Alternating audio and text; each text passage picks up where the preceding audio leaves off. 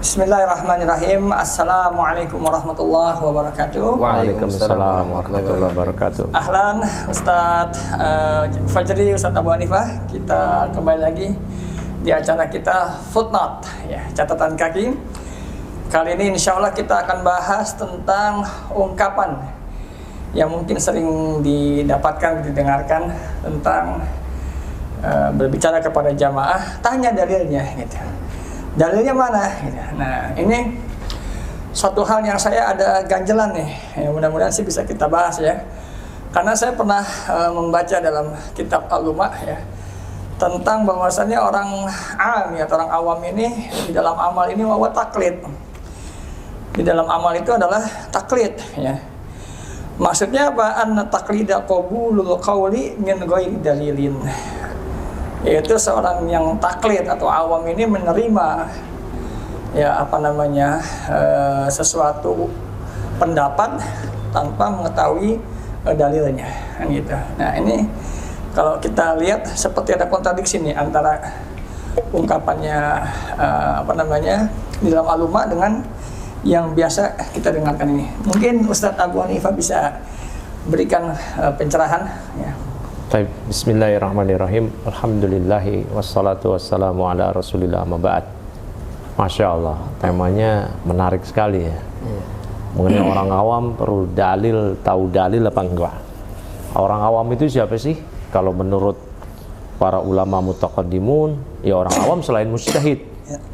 Ya, karena pembagian yang disebutkan oleh para ulama terdahulu cuman terbagi dua aja, mujtahid dengan segala asnafnya, mujtahid mutlak, mustaqil, mujtahid madhab, mujtahid fatwa dan yang lainnya, dan selain dari itu awam.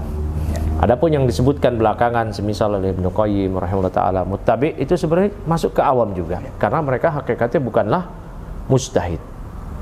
Nah, orang awam kalau dia nggak tahu dalil, kata Syekh Al-Utsaimin di syarah usul min ilmu usul, fa idza kana amiyan la yastati ma'rifatal hukmi binafsihi fal wajib alihi ayyuqallida. Nah, orang awam itu kalau dia nggak bisa ngerti hukum dengan diri sendiri karena dia nggak punya perangkat untuk mengetahui dalil, bagaimana kondisi dalil tersebut dan bagaimana cara berdalilnya, ya wajib bagi dia untuk bertaklid. Nah, terus kemudian muncullah diksi-diksi belakangan ya, kalau kita dengar perkataan ulama kita mesti tahu dalilnya. Lah, gimana mau tahu dalilnya orang awam? Sementara kewajiban bagi orang awam tadi aja, dia taklid. Bahkan disebutkan madhabnya orang awam adalah madhab ulamanya, madhab syekhnya, madhab gurunya. Nah, gimana dia mau tahu dalil? Ya. Nah, yang seperti ini kan, perkataan-perkataan seperti ini rancu, bias, dan kalau dibiarkan berkembang di kalangan ikhwah, nanti semuanya akan merasa dirinya sebagai mujtahid. Masya Allah. Nah ya. Nah, kemudian mengilzam atau mengharuskan orang awam mesti tahu dalil, ini juga berat ya. Namanya dalil itu kan Quran, Sunnah. Ya, kalau dalam madhab Syafi'i ada qiyas, ada ijma', belum lagi madhab yang lain. Ya, ada amal ahlul Madinah, dan yang lainnya. Ini berat. Ada syar'u ma qablana. Itu berat. Nah, kemudian diilzam orang awam harus dalil. Nah, ini sebenarnya pendapat ini bukan pendapat baru. Ya. Nah, Ibnu Qudamah menyebutkan di Raudatun Nadir ketika menyebutkan taksim dari orang awam, pembagian orang awam, beliau menyebutkan madhab yang kedua, wa dhahaba ba'dul qadariyati ila annal amah yalzamuhum an-nadharu fid dalil fil furu' aidan. Nah, sebagian orang-orang Qadariyah, yaitu kalangan ulama usul yang ada di negeri Baghdad, karena dijelaskan oleh Syekh Abdul Karim Namlah adalah ulama usul fikih dari kalangan Mu'tazilah Qadariyah. Kalau disebutin Qadariyah Mu'tazilah ya. Nah, itu maksudnya. Yaitu mereka mengharuskan orang-orang awam itu mesti tahu an-nadhar, mesti bisa mengkaji dalil dalam masalah furu', dalam masalah furu' ini, dalam masalah fikih seperti ini. Ya. Nah, ini kata Syekh Abdul Karim Namlah, al-madhab tsani fil mas'alah annahu la yajuz at-taqlid fil furu'. Nah, ini yang kedua, ini yang enggak boleh taklid dalam furu', bahkan orang awam harus beristihad. Wa nadhar fid dalil. Ya, wadhaba dzalika ba'dul ulama wa mu'tazilatu Baghdad. Nah, yang berpendapat seperti ini sebagian orang-orang alim dari kalangan ulama ahli usul, kayak seperti dari kalangan Mu'tazilah dan terlebih khusus Mu'tazilah yang ada di negeri Baghdad. Mereka mengatakan waqalu inna taqlida la yasihhu minal ami. Orang taklid itu nggak boleh bagi orang awam. Orang Qadariyah ya. Ini Qadariyah. Ini matanya oleh Ibnu Qudamah dijelaskan oleh Syekh Abdul Karim Namlah di sini ya, di Syarah Raudhah.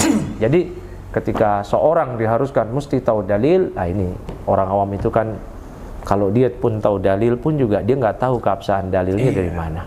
Ujung-ujungnya dia taklid juga. Sahihnya menurut Syekh Albani. Dia nggak bisa juga ya mentakhrij hadis lewat diri dia sendiri. Kalaupun dia tahu dalil juga dia nggak tahu wajul istidlalnya. Ya, dia juga mentok tekstual. Iya, dia juga nggak tahu tuh dalilnya zahir atau nas, mutlak atau muqayyad. Nah, yang seperti ini kalau dibiarkan orang awam, dia berkecimpung dalam ranah dalil, ini akan menjadi liar nanti. Ya, akhirnya permasalahan menjadi runyam, semua orang punya pendapat terhadap satu dalil. Nah, itu begitu kurang lebih. Ya, Masya Allah. Dan menarik ya. Ini artinya kita memaksakan ya, membebankan seorang yang belum sampai ke derajat mujtahid ya. Ya, bahkan ini saya juga dapatkan ibarat di Syarh Ushul min Ilmul Ushul. Ya, Syekh Shalih mengatakan annal awama la yumkinuhum idraka hadhil mas'alah bil adillah ya.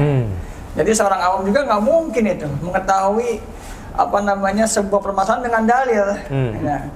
Fayakfi fi hadha taqlidi liqaulihi ta'ala fattaqullaha mastata'tum. Ya, maka cukuplah bagi orang awam itu ya taklid ya, dengan ucapan atau firman Allah, bertakwalah semampu kalian. Ya, artinya kalau ini udah di luar dari istitoah nih, kalau sampai memaksakan orang untuk sampai ke mujtahid, sementara mujtahid juga ada proses dan ada syurut ya. Nah, mungkin Ustadz Fajri bisa menambahkan nih. Iya.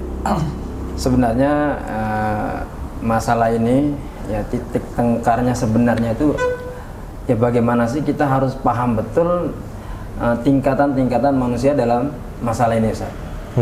Artinya tadi ketika sudah disampaikan oleh Ustadz Abu Hanifah tadi bahwasanya kalau ulama usul fikih membagi manusia menjadi dua tingkatan, yaitu al-mujtahid dan al-ami, sebenarnya sudah selesai ya. Ya. Ketika kita tidak mengetahui tingkatan-tingkatan yang seperti ini, akhirnya apa? Semuanya jadi tetap, ya. Dan banyak banget ya perkataan-perkataan yang sebenarnya itu ya dia menciderai apa yang sudah disepakati para ulama usul fikih ya mulai dari era salaf sebenarnya. Ya. Jadi kalau memang semuanya mau diikuti bahwasanya awam itu harus paham dalil, ya udah kita semuanya nggak usah jualan, nggak usah bisnis ini itu, karena semuanya harus betul-betul belajar ya. Kan dia harus belajar dari dasar sampai kepada dia jadi mujtahid, kan itu nggak gampang, butuh waktu berapa tahun baru dia bisa jadi jadi mujtahid.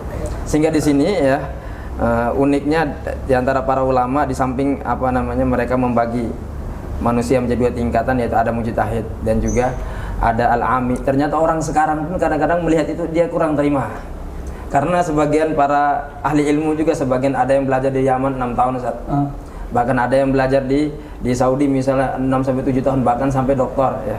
Bahkan ada yang belajar di kampus-kampus lain, Al-Azhar misalnya. Mungkin dia nggak bisa menerima bahwasanya dia sudah belajar seperti itu, dikategorikan bahwasanya dia sebagai am, itu dia mungkin nggak terima, Ustaz. Ya. Sehingga mungkin kita perlu lihat bagaimana sih tingkatan manusia yang dimaksudkan oleh para ulama ya. Di sini saya sebutkan singkat aja, Ustaz. Ya. Jadi mujtahid yang pertama yang disepakati oleh para ulama adalah mujtahid mutlak ya.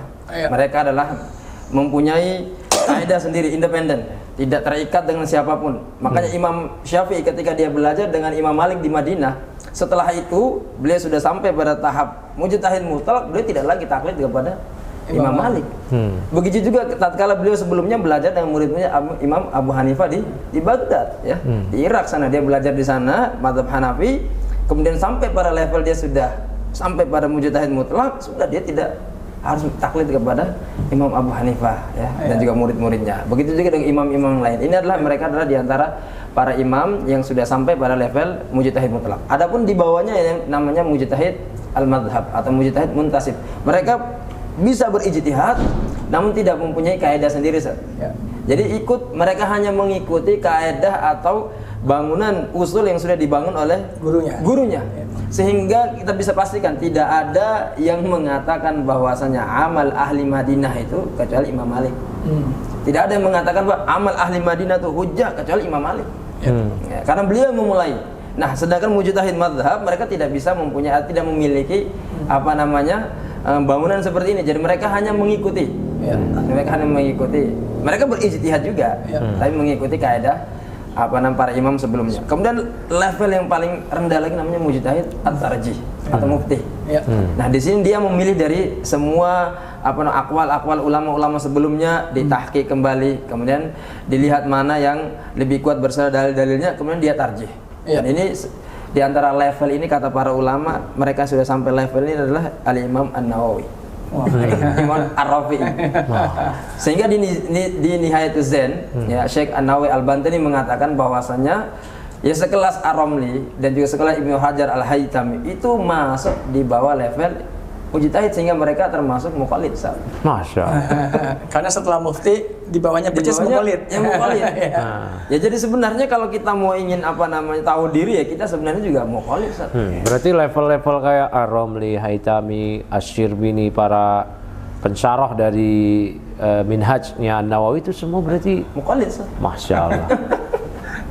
Berarti kalau kita sudah tahu sudah mengetahui level atau tingkatan manusia seperti ini, selesai Ustaz. Iya. Berarti muqallid sendiri ada tingkatannya. Ya, ada tingkatan juga muqallid. Nah, berarti masing-masing kita mesti tahu diri berarti di sini. Tahu diri. Memang poinnya kalau tahu diri selesai. Makanya ada sebuah ungkapan ya, rahimallahu imro'an arafa qadra nafsihi. Jadi Allah akan merahmati seseorang yang dia tahu diri ya. Bahkan dikatakan boleh bagi orang alim lahu taklidul alim, mengikuti taklid terhadap kepada orang yang lebih alam. Nah, gimana dengan orang awam tidak boleh taklid ya? Jadi sebenarnya kalau disimpulkan ya manusia ini kan punya pembagian dan punya hak dan kewajiban setiapnya ya. Jadi kalau kita tidak menempatkan pada tempatnya kan bahaya. Betul. Ya, bagi orang yang awam maka ya dia kewajiban dia ya muqallid, taklid. Ya kan? Nah, bagi yang mujtahid barulah dia nazar, tahqiq ya, dan banyak lagi syurutnya ya. Bagaimana dia menjadi seorang yang bisa berijtihadnya. Kalau itu paham dua-duanya kayaknya, maka kalimat yang tadi di awal itu tanya dalilnya, disampaikan Ustaz Abu Hanifah kok tanya dalil mau ngapain juga. Ya kan dia bisa dia ngerti tentang sihatuhu au dha'fuhu kan dia juga nggak akan bisa, atau rijalul isnad juga dia nggak akan paham gitu kan, apalagi sampai ke istinbatnya. Ya, istinbatnya juga. Jadi sebenarnya ada yang menarik Ustaz. Jadi membedakan antara dalil dan juga mazhab itu menurut saya nggak relevan Ustaz. Karena mazhab itu sebenarnya kan metodologi. Ya, bagaimana untuk kita menistimbat hukum ya, karena ada usulnya, ada furu'nya ada. Jadi setiap mazhab kan masing-masing punya usul, masing-masing punya furu'. Sedangkan yang dalil tadi itu kan sebagai objek atau sumber hasil objek kajiannya. Makanya kalau dia pisahkan keduanya, ibarat dia meninggalkan mazhab dan dia lebih memilih kepada dalil, itu dia khawatirkan dia akan menjadi orang yang tekstual aja Ustaz. Nah, padahal kan para ulama itu memberikan buku matan-matan ringkas itu untuk orang-orang awam ya, yang mereka butuhkan adalah langsung beramal. Kan tadi sudah dikatakan, madhab orang awam adalah madhab gurunya, madhab syekhnya, madhab buku yang dia baca. Nah, udah langsung beramal saja. Kalau dikasih dalil malah dia puyeng sendiri, malah dia pusing sendiri. Apalagi kalau ada ta'arud, ada pertentangan. Semisal kalau orang awam itu misalkan dia langsung dikasih beberapa hadis di Bulughul Maram. Di satu bab aja berapa banyak ta'arud. Betul. Nah, itu. Itu. Ya kan?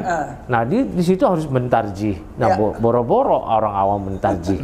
Gimana ceritanya? Nah, makanya para ulama itu di situ nggak sembarangan dalam memberikan dalil. Semisal ulama Syafi'iyah yang masih hidup zaman sekarang ya, Syekh Mustafa Dib Al-Bugha melontarkan sedikit dalil dan wajul istidlal. Ya, di bukunya itu At-Tadhib. Itu pun nggak komprehensif. Artinya karena memang diperuntukkan bukan untuk kalangan pembelajar, bukan kalangan orang-orang yang bisa masuk berkecimpung dalam ranah dalil. Nah nanti kalau orang-orang yang memang sudah bisa meneliti, sudah bisa mentahqiq, nah baru dia bisa masuk ke buku-buku besar kayak Nihayatul Matlab dan syuruhatnya atau ringkasannya Al-Ghazali itu. Nah baru dia bisa melihat, oh ini ternyata dalilnya. Nah itulah mungkin teman-teman di sini ketika mereka melontarkan mana dalilnya, itu tadi.